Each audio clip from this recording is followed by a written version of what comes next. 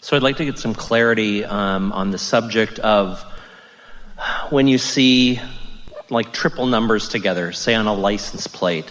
I know that you have talked in the past about that's a demonstration of alignment, because it's not as likely to see 3 9s together as it is to see a 6, 4, and 3 together. The number didn't go 4, 8, 9, and then all of a sudden become 3 numbers because you were there. It's that because of your alignment and because of what those numbers represent to you, and because you care about alignment and you want evidence of your alignment, when you are in a place where you're not doing that thing that causes you to resist that alignment, then all kinds of those things happen in your experience because you are a cooperative component to your own pleasant desire.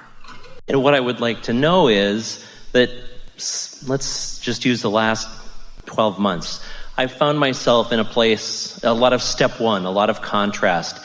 And yet, in the midst of all of that, 5, 6, 7, 8 times a day, seeing triple numbers, whether it's on a license plate or the side of a vehicle, how is it that I'm able to connect with evidence of alignment when I'm not feeling aligned? We're just going to find the basis of this. First, the easy to understand response to this is most people are at their most aligned while they are driving, because you're focusing upon a repetitive thing and you're often not pondering all kinds of other things that have you all wadded up. So it's like the likelihood of feeling your wisdom in an environment like this is much greater than when you're having an argument with somebody that you care about. So the environment is somewhat conducive to how much alignment you have. But that almost opposes what we really have been saying to you all morning, because we really don't want you running around looking for conditions that will produce your alignment. We want you to get out ahead of it and accomplish your alignment so that you rendezvous with those conditions. And I do feel like I rendezvous with them, but I'm surprised when I do, because I don't feel aligned. In any moment in time, you stand as a vibration that's happening because of your thoughts in relationship with a vibration, your inner being, that's happening because of your inner being's thoughts. And you might find it interesting that both thinkers, you and you, which is only one, but both aspects of this thinker, are thinking about the same subject, just with differing point of views. You're mad at yourself, your inner being isn't. You're wondering why something hasn't manifested, your inner being is enjoying the unfolding of it. So in any moment in time, there is this balance or relationship. That's why we want you to get the sense of this calibrating dance that you're always doing. Because as you hear us when we say that your inner being is with you and cares about what you want, and all the struggle that you've felt in the last year has caused a new wave about new subjects. It's just that you're still more calibrated to the situations, and your inner being is immediately calibrated to the new request. So the more you are writhing in your discomfort, the more you are sending an equivalent positive wave, and the better your inner being feels about it. You see, your inner being is the opposite of what you want your friends to be and what you want your mother to be. Your inner being will not support you in your dysfunction.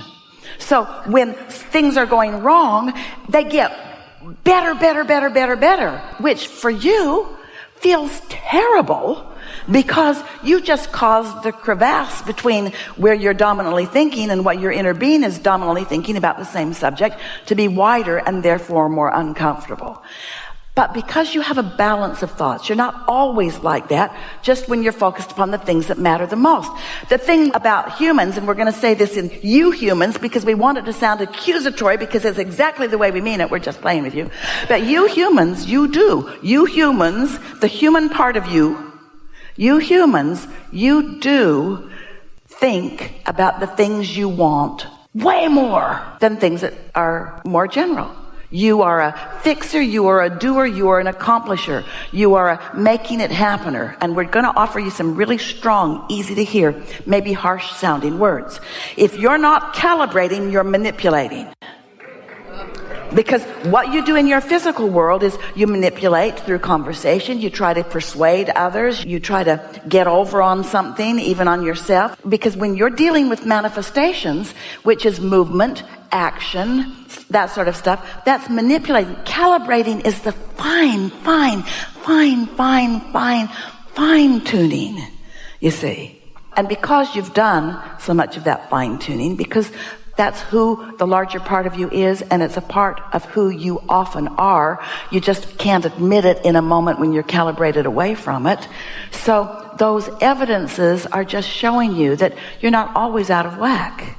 And it's something that at one time you believed was evidence of alignment, that you wanted to know was alignment. And so you got to understand, your inner being is looking for each and every opportunity to give you a sense of being on the right path. And it's interesting how, as important and really amazing as those rendezvous are, they happen often, and now you're not even letting them mean that much. Now you're just saying, oh yeah, I must be aligned to some degree, but for the last 12 months, blah, blah, blah, blah, blah, blah. So, want to take some subject and let's calibrate it? Sure. We want you to know, and this might cause you to pick something different. That's fine, but might cause you to pick something different. Is that it is not the big things that matter the most to you that you are using for most of the calibration.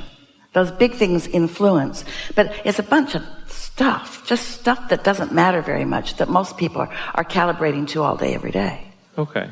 So a process that I became aware of within the last short amount of time is called Ho'oponopono. I believe that's what it's called. And it's from Hawaii. And it's a 4-step process where when something isn't going right, you look at it and say, I love you, I'm sorry, please forgive me, thank you. And drop dead. That too. Because there's no calibration that happens in that with words. That's manipulation. That's what we're talking about. That's saying words. So far, step 1 hasn't done much. But step 1 never really does do very much except you identify. So what's step 2? Those are the 4 steps. The I love you, I'm sorry, please forgive me, thank you. And the part that I've, in my own mind, tried to figure out is how is this working? Because people talk about some amazing results they get from that, and it's less resistant than being angry, but still the language of, I'm sorry, please forgive me. We don't ever want to be critical of what anybody's doing for any reason, because people are inspired to things that work for them. We are just, you might say, vibrationally accurate nitpickers. Because we calibrate finely. And anytime there's a situation and then you're just saying words, that falls into the category of manipulation. Those words don't cut it after a while. Esther remembers when she got her first answering machine long before cell phones. And she kept leaving the house without turning it on.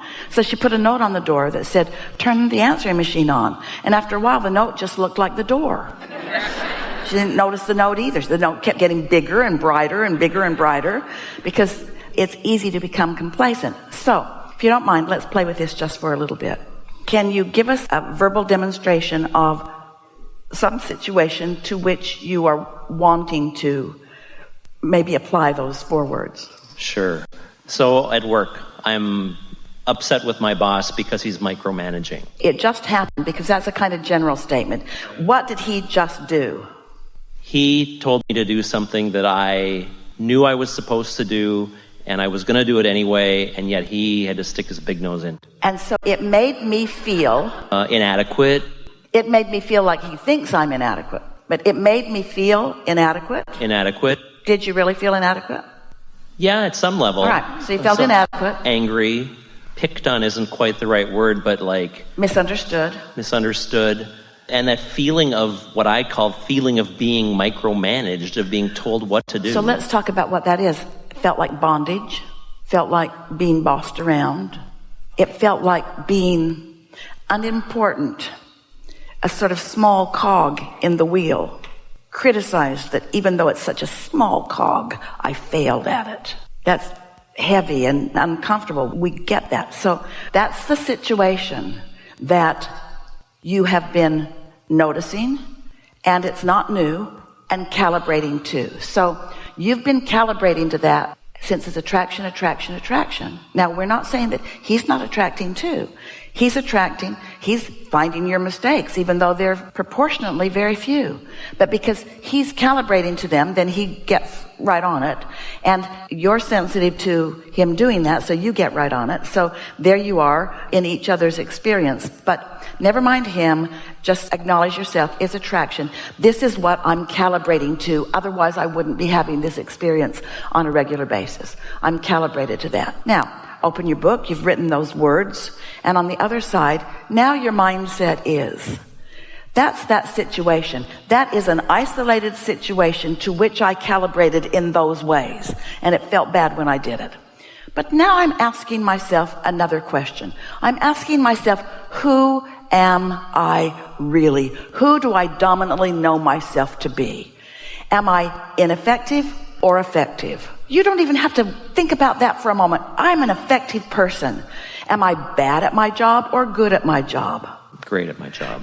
Do I care about doing a good job, or am I careless about it? Of course I care. I care about this. Am I a deliberate creator or a creator by default? I know that I'm a deliberate creator, but sometimes I create by default. But see what happened right there?